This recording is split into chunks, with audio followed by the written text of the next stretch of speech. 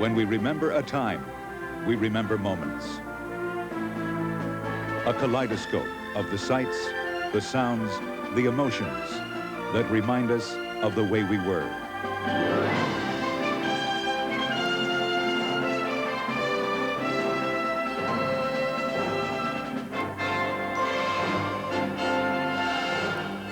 Our world. It's about time. Here are Linda Ellerbee and Ray Gandolf.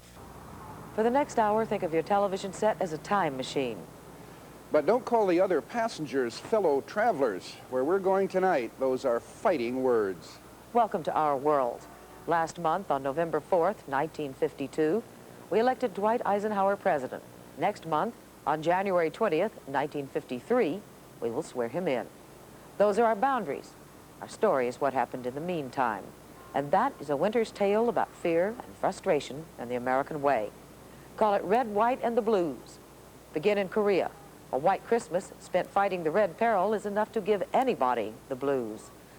The winter of '52 was an especially frustrating time for Americans fighting the war in Korea. They were containing communist aggression, not aggression against their country, but against a place some of them had never heard of before and didn't much like when they got there. They had been overrun once by the North Koreans, once by the Chinese, and in between they had chased the enemy all the way to the Chinese border. Now they're sort of nailed down in the middle of the country. Truce talks have been going on and off for a year and a half.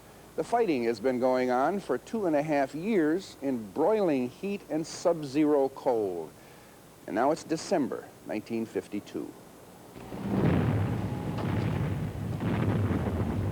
December '52 was cold in Korea.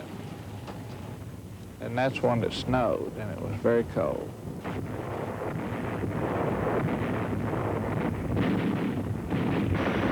A patrol had to go out every night. That was the worst thing. Go out and hit them, but take no property.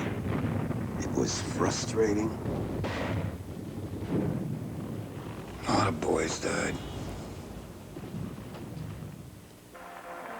This is the United States Armed Forces Radio Service. Hi there, everybody. This is Air Force Sergeant Fred Grimes once again saying welcome once more to Hot Off the Record Press. I used to walk with you along the avenue. Our hearts were carefree. Nothing was carefree or gay in Korea that winter. There was no ceasefire. There were no major military offensives. There were only soldiers continuing to fight for and die by inches. Casualties of a frustrating war they could lose but were not winning. The war was stalled because the peace talks were, again. This time they'd fallen apart over the POW question. There was to be an exchange. However, nearly half the prisoners being held in the South said they didn't want to return to the North. The communists said they had to. America said they didn't. Stalemate. Hello, war. Goodbye, peace. They were not ready for a peace treaty. The war was stalemated. It was a very difficult war. It was a war that, I guess by then we realized we couldn't win. Correspondent Lou Chiaffi covered the war for CBS News out of their Tokyo bureau. Most of the time we spent in Korea, our tour duty was anywhere from 8 to 10 weeks, sometimes longer, depending on the story. And it was, again, the same thing, the battle for the hills. And it had been a big issue in the presidential election. General Dwight Eisenhower, war hero turned politician, had promised that if elected, he would go to Korea.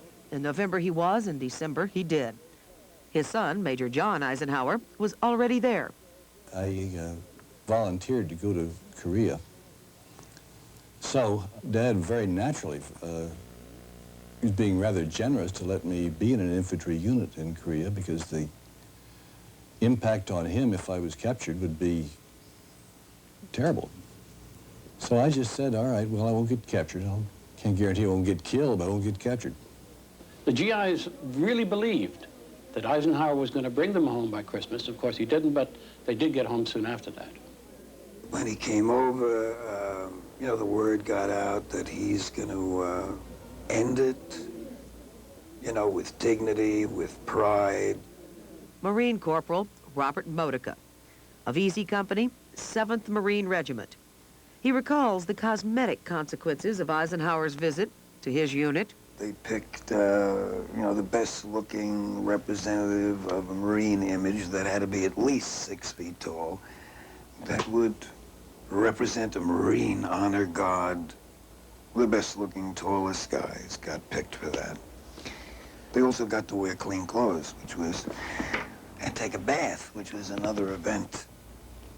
Eisenhower left Korea and said that there was no simple formula for victory. For our allies and for us, it had become a frustrating war of attrition. The War of the Hills, the War for Old Baldy. They called it Old Baldy because they'd fought back and forth and taken it and retaken it so many times. It had been bombarded so much, there was nothing on it. I was 22 when I was drafted, and I was 23 when I was in Korea. The next thing I knew, I was sitting on top of Heartbreak Ridge. For a young Army Corporal James Robinson, Heartbreak Ridge lived up to its name. I'd just been up there 1 week, and a patrol got shot up pretty bad that night. I was on Heartbreak Ridge 33 days. As the third Christmas of the Korean War grew near, nobody was gaining, nobody losing. The fighting went back and forth in the bitter cold, both sides seeking always to capture or retain the frozen high ground. Pork Chop Hill, Vegas, Carson, Reno. Bob Modica's Marine unit was on Reno. Serial Ricky, tough guy from Chicago, like a brother. He was a machine gun squad leader by now. One night the Chinese overran Reno. One of his guns, the barrel burnt out. A round came in and hit him in the back of the head, and he died of wounds. For those who receive the bodies of sons and husbands, Christmas is the cruelest of seasons. There's somebody I'm longing to see. I hope that he turns out. For the living in Korea that Christmas, there was little to celebrate save their survival. That was enough. I spent Christmas in Korea. Not a very happy Christmas. You try to make it as happy as you can. For the, you know, the religious people, the believers, if you will, the good Catholics and so on, it was a great comfort to have the Cardinal come and visit, as he came all the time. And Billy Graham also, for those, the Protestants and so on. Everywhere we would go, you would find, they make some kind of an effort to get something Christmassy, if you wish. So a lot of the things they had hanging in their tents was sent by their families from home. We were trying, in an effort to give them a little feeling of being with family in Korea. They would dress up tanks. They would draw pictures and green paint on tanks with a Christmas tree and so on. The USO was active in the area. The main thing for the GIs, and the USO, Baba, all of it was a little bit of home. There was a flash of feminine leg, a beautiful blonde hair, a not so funny comedian, but it was all kind of, let the war end for this brief period. Let me take a good look at home. Let me realize, remember what it was all like. And it's a respite from fighting. That's all it was, a respite for the men who would remain and continue to fight. Marine Corporal Bob Modica was luckier. He was coming home for Christmas. He docked in San Francisco on December 22nd. 2 days later, he was flying to New York City. And at about 11:30 on that Christmas Eve, he was walking down the block in his old Far Rockaway neighborhood in Queens. I walked up the stoop, rang the bell, and as the door opened, my dog brushed right by my father, leaped this gigantic collie, almost knocked me down the stoop. I could have gotten killed at this most magic moment in my life, my concussion. And I grabbed my father. My mother was screaming, and I was home. I was home. Home. I have a son. I try to imagine being in that house on that Christmas Eve. I imagine Bob Modica's mother. Then I imagine another mother in another house. It's in Chicago. Bob's friend, Serio Ricky, used to live there, but he went to Korea to fight communists, and they killed him. Here in America, in his hometown even, communists were alive and well. They ran for office. They had their own newspaper. They weren't Koreans. They were Americans, many of them. When I try to imagine how I would feel about that, if I were that mother in that house that Christmas Eve, I began to understand something about the fear that could make people in this country see red. Come back to A Cold Winter's Tale. Bring the family. Come back to our world in the winter of '52.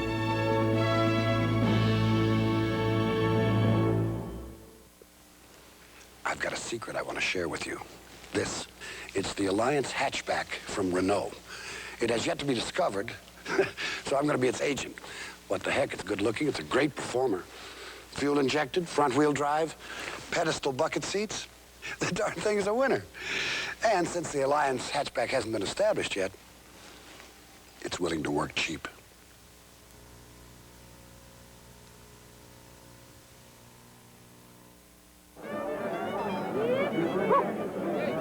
Every year, the farmers who grow Coors barley get together with someone from Coors to celebrate. And when I say someone from Coors, I mean someone named Coors. You see, these families and the Coors family have been working out here together for generations, growing barley that's different, special. Easy drinking, never bitter. Hey, this is where it all starts. For Coors, that's where it's celebrating. If your hair is dried out from coloring or perming, use extra conditioner on the ends. That's EFA shampoo and conditioner, another salon secret from Germac. Use Germac EFA shampoo and conditioner with rich moisturizers for soft, sexy hair.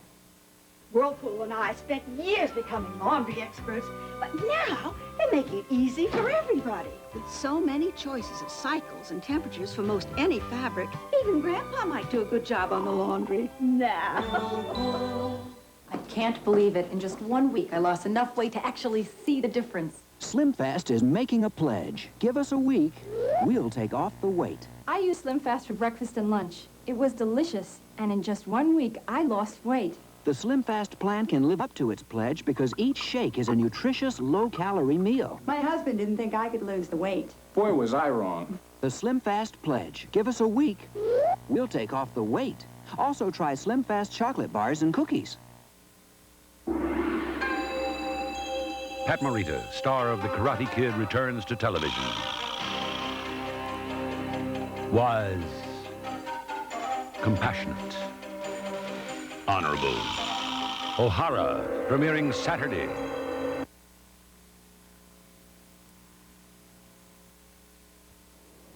Welcome back to the winter of 1952. Time to talk about freedom.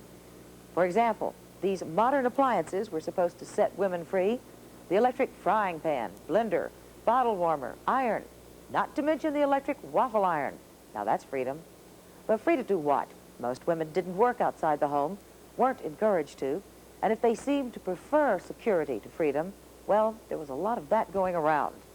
For 2 years now, this man, Senator Joseph McCarthy, insisted that the security, if not the survival of America, was in grave and immediate peril. There were communists everywhere, he said.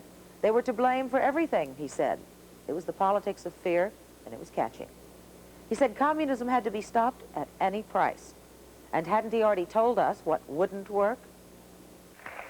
I don't intend to try to fight communism and corruption State Department fashion with a silk handkerchief.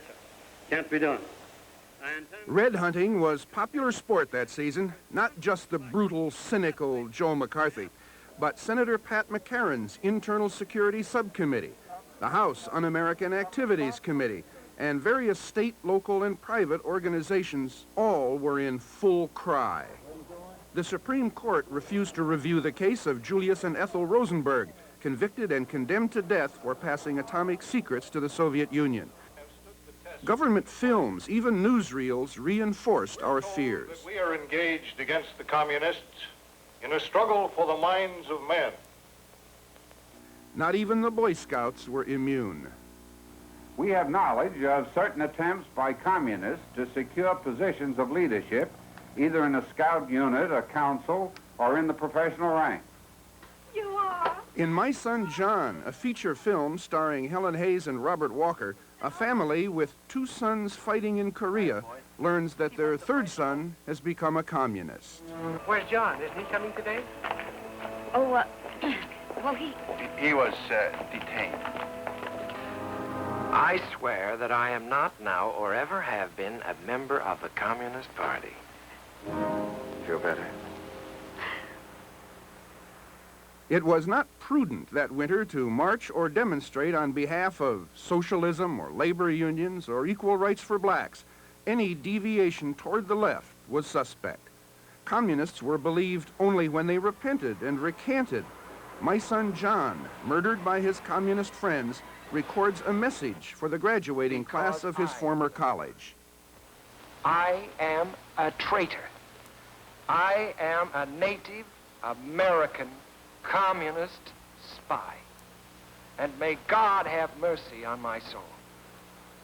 The parents of 19-year-old Peter Albertson were members of the Communist Party.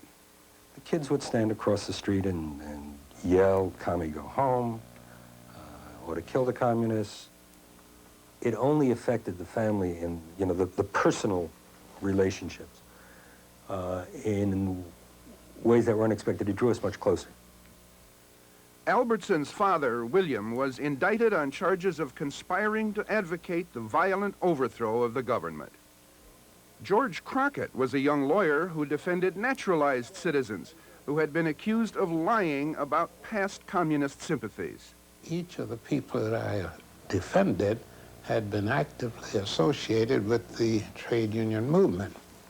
I defended Stanley Novak, who was an organizer for the International United Automobile Workers.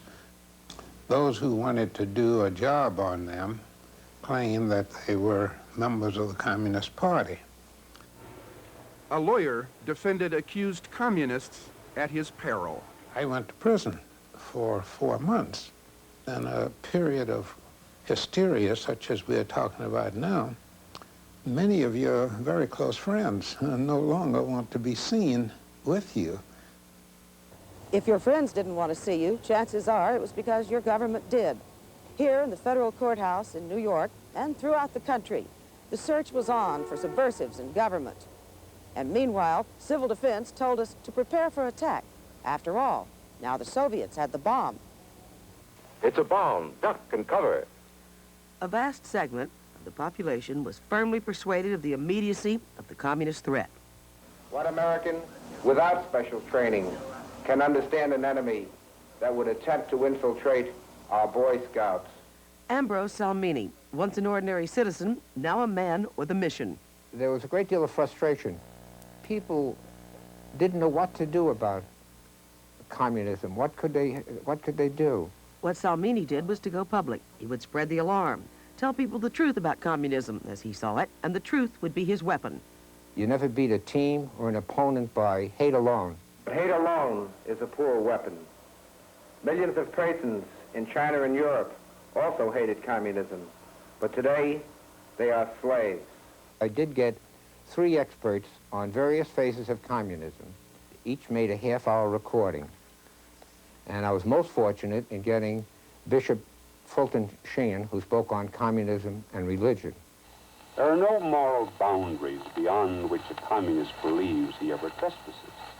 I had to sit down at night with my good wife and my children as best they could. It was something I enjoyed, and it's something I had to do. I just felt I had to do this. I packaged these in albums and made them available to individuals, to schools. But some schools were way ahead of Salmini. For example, in New York City, the superintendent of schools, through his deputy, informed 6 teachers that they have vacated their positions because they refused to testify about Communist Party membership before a subcommittee of the Congress. We have unanimously concluded that the action was justified. The atmosphere of hysteria, the atmosphere of intimidation was rife. Dr. James Moss taught at Dillard University and was involved with a committee that worked for civil rights in New Orleans. Near the end of that semester, the president of the university called me in and indicated to me that he had heard that I was taking leadership in this committee, and that they were a bunch of communists, and I was being duped by them. And he made it very clear to me that if I chose to continue to associate with these communists, then I could count on not teaching at Dillard the next year. So he went to Queens College in New York, but by Christmas 1952, Moss was finding out it might be a different school, but it was the same story. The government had planted within your classes people who were posing as students to monitor what comments you were making, since I was making in class. In the name of freedom, and in every field, the government seemed determined to expose and, if necessary, destroy those Americans who believed political freedom meant freedom to be a communist. The president-elect and the vice president-elect both visited the UN that winter, but a Senate committee was already there, and it was looking for communists. There was an all-pervasive fear that ran through everything, and I found it in my family for sure. In 1952, Dr. Caroline Feller Bauer was simply 17-year-old Caroline Feller, high school senior. Her father worked at the UN, and the McCarran probe of the United Nations would make a significant difference in her life. My father was never under any kind of suspicion whatsoever, but he wanted to save that which he felt strongly about, which at the time was the United Nations. Abraham Feller had spent much of his life in public service. Right then, he was top lawyer at the United Nations and counsel to Trygve Lie, the Secretary General of the UN. Feller firmly believed the UN was the world's best hope for peace, and although he was not under suspicion, when the McCarran investigation triggered firings of some of the U.S. workers there, Feller was devastated. We were going on a shopping trip the next day to buy some long gloves to go with an evening dress for a dance. And when I got to the apartment house, the elevator man said, "I'm sorry for what happened." I didn't even know what he was talking about. Got up to my door, and I heard voices behind the door when I knew there shouldn't be voices. And the entire apartment was filled with friends of my father. And of course they had sent someone out to find me, but couldn't. And I heard that my father had died, and indeed had killed himself. Abraham Feller had torn himself away from his wife's grasp and jumped out of a 12th-story window in his New York City apartment. He had been accused of nothing, suspected of no communist affiliations. But his job, defending American employees at the UN from accusations against them, that job put such a strain on Feller that he simply cracked. Come back to Christmas Eve, 1952, and some French sailors who ran afoul of the Grinch. Our world continues. Fear and frustration in the winter of '52. Buick and TWA proudly invite you to come celebrate better with a better way to fly. Now, when you take delivery of a new Buick Riviera before February 28, 1987, you're entitled to 2 round-trip coach tickets to anywhere in the world TWA flies, from London to Las Vegas, and all for buying Buick Riviera. With its sophisticated styling and its high-tech, high-comfort interior, the Buick TWA better way to fly. Now, it's the only way to fly. Headache, pressure, and congestion all together. Major symptoms of sinus complex. You need to feel better, but not drowsy. You need Sinutab 2 no drowsiness formula, so you feel altogether better. When the burning, itching, and soreness of hemorrhoids flare up, Tux medicated pads give you soothing, cooling relief on contact. For hemorrhoid flare-up, get Tux from Park Davis. This is a cover story taking shape for Time magazine, but late-breaking news stops the presses. Time puts AT&T Skynet digital service into action. Via satellite, a new cover story is transmitted instantly, accurately, and rolls off the presses in under 24 hours. Let us show you how AT&T Digital Services can help your business. AT&T, the right choice. Frozen concentrated orange juice from Florida tastes fresh because it's frozen fresh.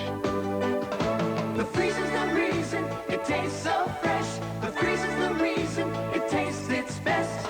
With the Florida seal of approval, you know it's 100% pure orange juice that meets standards even higher than the federal government's. And you know it tastes fresh because it's frozen fresh. The freezer's the reason.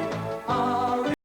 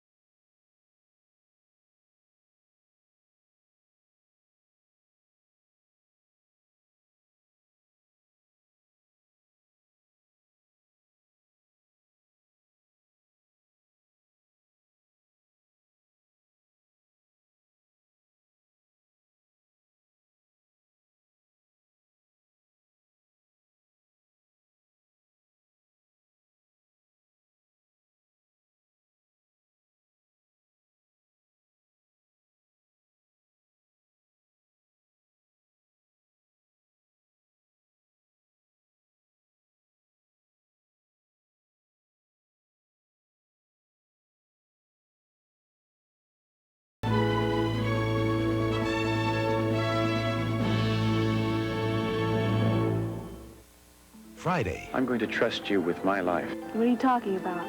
Dad, no. The alien reveals himself to a blind girl. You have the gift. It's in your hands. You're a healer. She wants me to make her see. Can you? Starman. Tomorrow.